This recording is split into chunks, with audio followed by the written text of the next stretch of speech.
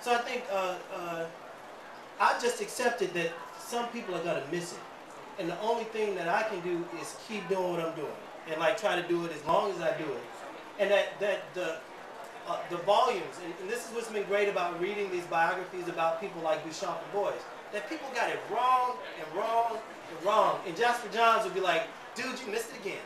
You missed it again for all 15 of us. You missed, you know what I mean? Like you missed it for the whole moment, you know, and that over time, care and sensitivity, good writers, that they come back to these things and say, you know what, actually, 20 years ago, they were way off. So you just wait. Yeah, but in defense of those honest errors, by the way, that's what keeps us employed, mind you. Yeah. Are there any questions from the audience? Theaster's and shy, I know you guys aren't either. Come on. Yeah. No one, really? Yes. If you could stand up and... No, okay. Well, enunciate rather well. Okay.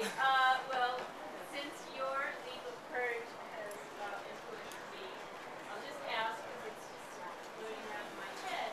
NPR did a show this week. I think they brought a lot of the senators and people involved in the debate about Dr. Gates, but the information about how we rank globally in education. And we have a dropout rate of 25% currently. I live in DC right now, and the dropout rate is 50%. Most kids dropping out in 8th grade. And I just wonder, if that kind of, and some neighborhoods it's 70 and 80%, if not more. And so I just wonder that for me that's a really worrying issue, and it seems to me, certainly without being didactic, your work is, if there's a tremendous hope, it gives people a lot of hope, and for me it's a lot about empowerment,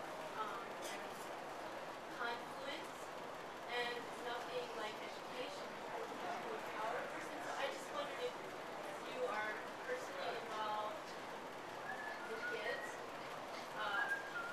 directly, or I just wanted you to maybe address The question for those of you... excuse address me. the issue.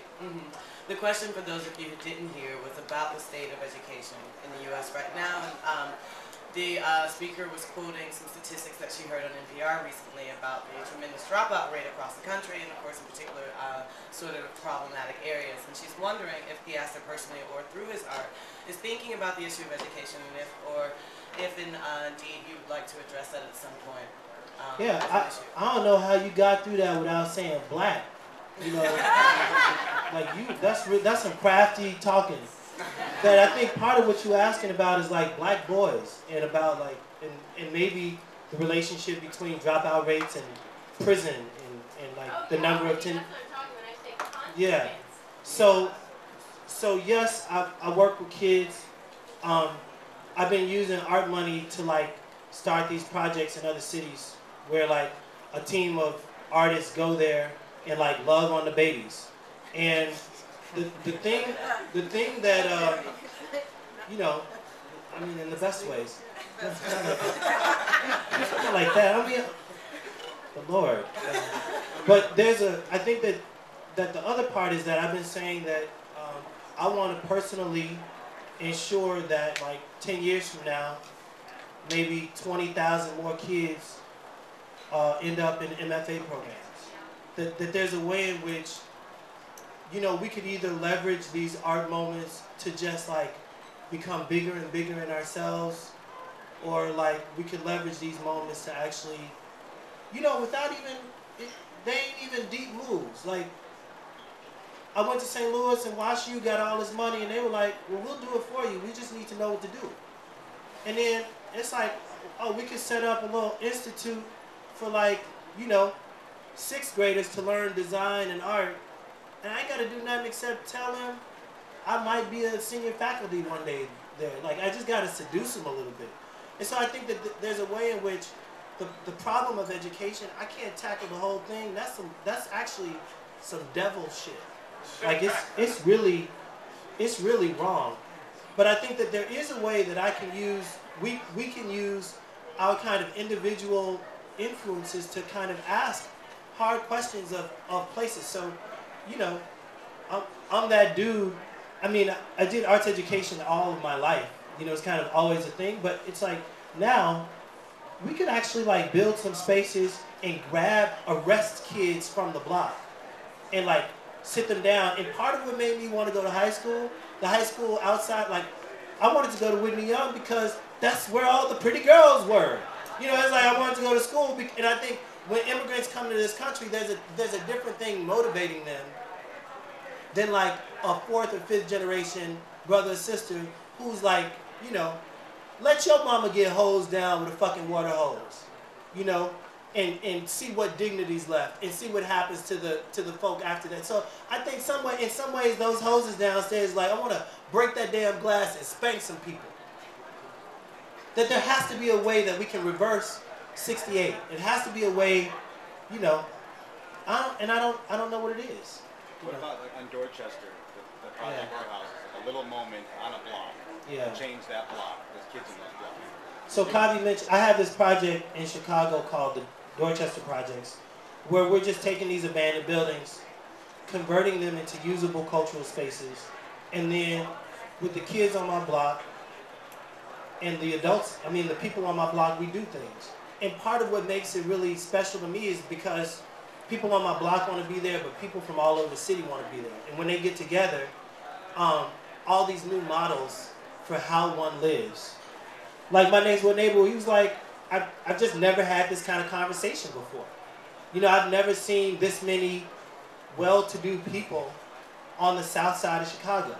And I think so much of it is about modeling new and beautiful things. And it has to do with like us being planted in places where people need models.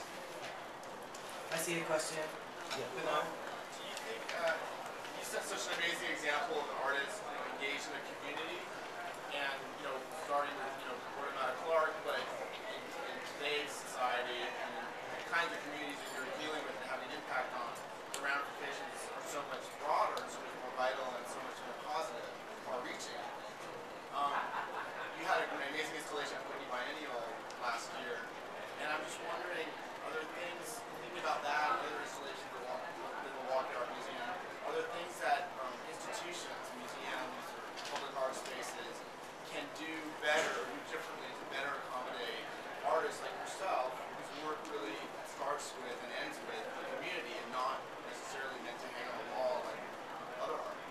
Yeah. That was a great question for those of you who didn't hear. The question was about, as Theaster's work really is about sort of working within communities and doing kind of social amelioration projects, are there things that he hopes that institutions, museums, and so forth can do better to help accommodate this kind of practice? So we have to go. So I'll end on this question and say thank you now.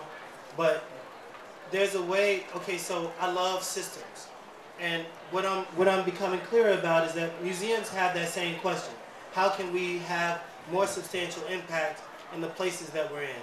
But part of the and so boom, that's great.